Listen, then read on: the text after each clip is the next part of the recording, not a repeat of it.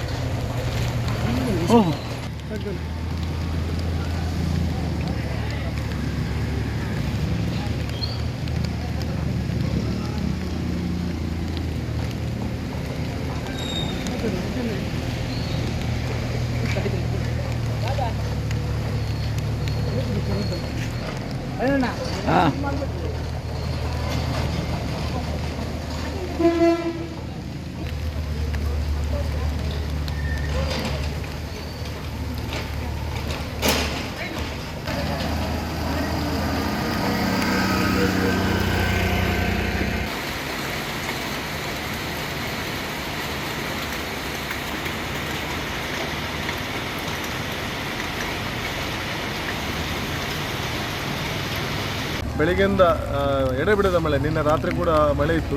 ಇವತ್ತು ಎಡೆಬಿಡದ ಮಳೆಯಿಂದಾಗಿ ಇದರ ನಗರಸಭೆಯಿಂದ ಎಲ್ಲ ಹರಿಯುವಂಥ ನೀರುಗಳು ಮತ್ತು ಮೇಲಿನ ಯಾವುದು ಫ್ಲೋರ್ನ ಮೇಲೆ ಕಲೆಕ್ಟ್ ಆದ ನೀರುಗಳು ಒಂದೇ ದಾರಿಯಿಂದಾಗಿ ಬಂದ ಕಾರಣ ಬಹುಶಃ ಅದು ಹೇಳಲಿಕ್ಕೆ ಆಗೋದಿಲ್ಲ. ಇವತ್ತು ಮಳೆಗಾಲದ ಸಮಯದಲ್ಲಿ ಯಾವ ರೀತಿ ಏನಾಗ್ತದೆ, ಯಾವ ಸಂದರ್ಭದಲ್ಲಿ ಅಂತೇಳಿ ಎಲ್ಲಿ ಹೇಳಲಿಕ್ಕಿಲ್ಲ. ಅದಕ್ಕೆ ಮೂಲ ಕಾರಣ ಅಂತೇಳಿ ಹುಡುಕ್ಲಿಕ್ಕೆ ಆಗೋದಿಲ್ಲ.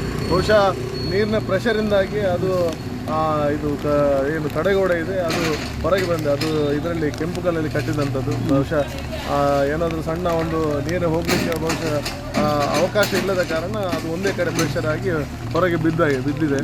ಅದರಲ್ಲಿ ಒಂದು 3 ರಿಕ್ಷಾಕ್ಕೆ ಬಹುಶಃ ನಾವು ಫಾರ್ಚುನೇಟ್ ಅಂತ ಹೇಳಬೇಕು. ಯಾಕೆಂತ ಹೇಳಿದರೆ ಬಹುಶಃ ಯಾವುದೇ ಒಂದು ಜೀವಹಾನಿಗೆ ಯಾವುದೇ ತೊಂದರೆ ಆಗಲಿಲ್ಲ. ಬಹುಶಃ ನಾಳೆ ದಿವಸ ಸೋಮವಾರ ದಿವಸ ನಾಳೆ ಇಲ್ಲಿ ಈ ಭಾಗ ತುಂಬ ರಶ್ ಇರುವಂಥ ಪ್ಲೇಸ್. ಬಹುಶಃ ದೇವರ ದಯೆಯಿಂದ ಮಾತೊಬ್ಬರು ಮಾಲಿಂಗೇಶ್ವರ ದೇವರ ದಯೆಯಿಂದ ಯಾವುದೇ ರೀತಿಯ ನೋವುಗಳು ಸಂಭವಿಸಲಿಲ್ಲ. ಅದು ದೇವರ ಆಶೀರ್ವಾದ ಅಂತ ತಿಳ್ಕೊಳ್ತೇವೆ.